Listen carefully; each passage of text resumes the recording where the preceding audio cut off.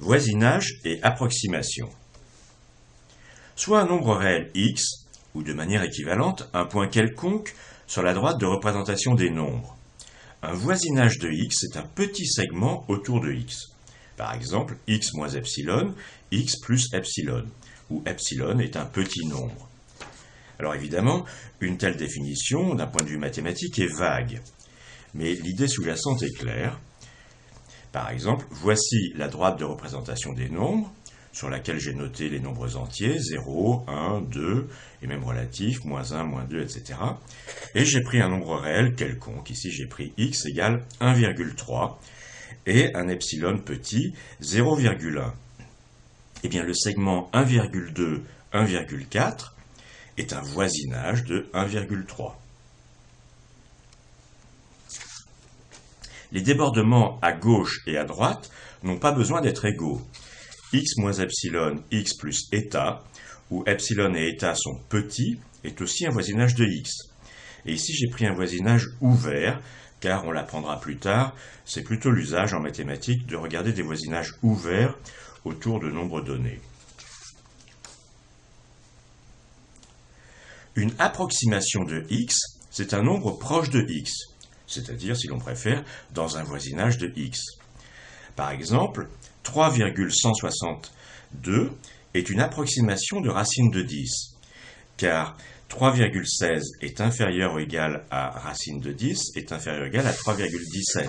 Donc ça, c'est un voisinage de racine de 10. Et pourquoi ça c'est vrai? Eh bien, 3,16 au carré, c'est égal à 9,9856, et ça c'est exact. Et 3,17 au carré, c'est égal à 10,0489, et là aussi c'est un calcul exact. Et la fonction qui a x associe x au carré est strictement croissante pour les x supérieurs égal à 0.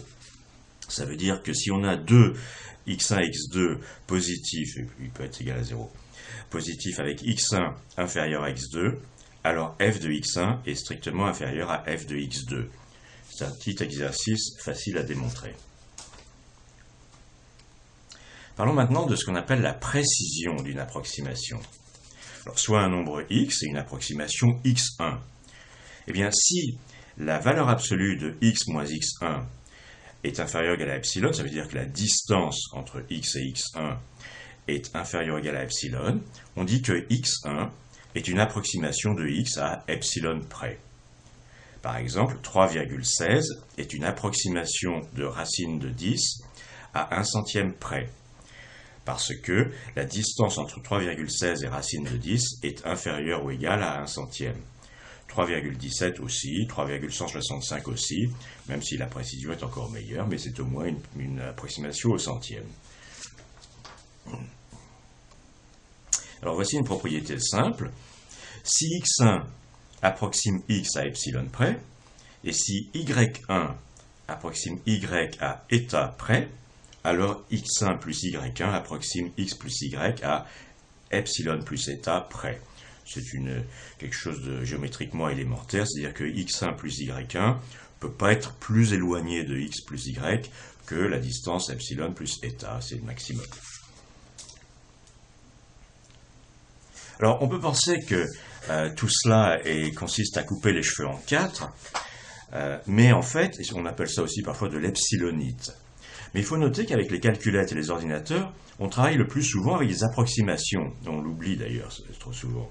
Ainsi, par exemple, 0,333 est une approximation de 1 tiers au millième, dans la mesure où 1 tiers moins 0,3333 en valeur absolue, donc je pourrais d'ailleurs changer le inverser ici, mettre 0,333 moins 1 tiers si je voulais, parce qu'en valeur absolue c'est pareil, eh bien c'est inférieur ou égal à 1 millième.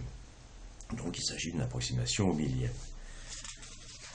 Et les calculettes, elles vous donnent ça avec généralement et naturellement beaucoup plus que 3 décimales, mais rarement plus que 10 ou 12.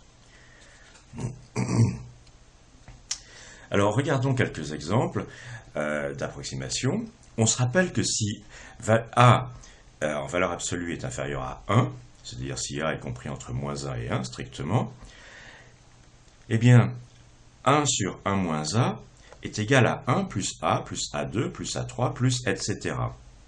Et ce que l'on veut dire par ceci, 1 plus A2 plus A3 plus etc., c'est-à-dire une sorte de somme infinie qui est égale à ça, ça veut dire que les sommes finies ici, en allant suffisamment loin, sont aussi près qu'on veut de cette valeur. C'est ça exactement et rien d'autre que ça veut dire.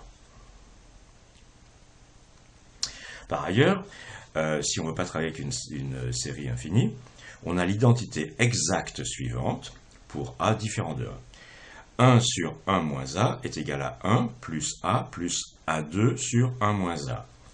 C'est un exercice qui est donné à la fin de ce cours, enfin de cette leçon. Si A est petit, alors A2 est très petit. Par exemple, si A est égal à 1 centième, eh bien A2 est égal à 1 sur 10 000. Et donc, 1 plus A est une bonne approximation de 1 sur 1 moins A.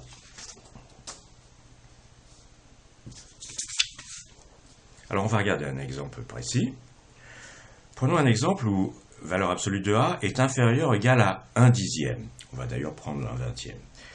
Et bien dans ce cas-là, A2 est inférieur ou égal à 1 centième, et A2 sur 1 moins A, au maximum, c'est 1 centième multiplié par, ici, 0,9, enfin 1 sur 0,9, ça fait 1,11, donc c'est inférieur ou égal à 12 millièmes. Donc par exemple, pour A égale à 1 vingtième, on a 1 sur 1 moins 0,95, qui est égal à 1 plus 0,05, plus epsilon, où epsilon est inférieur à 12 millièmes. Epsilon a une valeur plus précise, d'ailleurs, qu'on pourrait calculer, qui est donnée par ça, mais de toute façon, c'est inférieur à 12 millièmes. Donc, c'est une très bonne approximation. Je répète, quand on a 1 sur 1 moins A, et que A est petit, on peut l'approximer par 1 plus A. Et puis, il y a tout un tas de variantes de la même propriété. Alors on sera amené à regarder une collection de voisinage autour de X de plus en plus serrée. V1, V2, V3, Vn, etc. Tel que, quel que soit epsilon, en allant suffisamment loin, tous les Vn au-delà d'un certain point ont une largeur inférieure à epsilon. En d'autres termes, ils enserrent X de manière de plus en plus précise. Par exemple, on s'intéressera aux fonctions f, telles que si une suite de nombres xn est dans des voisinages Vn de A, d'un nombre A, et que la collection des V1, V2, Vn, etc. est de plus en plus serrée, alors les valeurs f de xn sont dans des voisinages Wn de f de A, où les Wn sont de plus en plus serrés, eh bien ce seront des fonctions qui nous intéressent. Et tout ceci, c'est une façon un peu lourde, mais précise, de représenter l'idée suivante. C'est une façon précise de signifier l'idée simple suivante. Pour certaines fonctions f, quand x s'approche de a, f de x s'approche de f de a. Et pour paraphraser ce que je viens de dire, si on veut que f de x soit suffisamment proche de f de a, il suffit que x soit suffisamment proche de a. Et ça se formalise par ce que disait la planche précédente.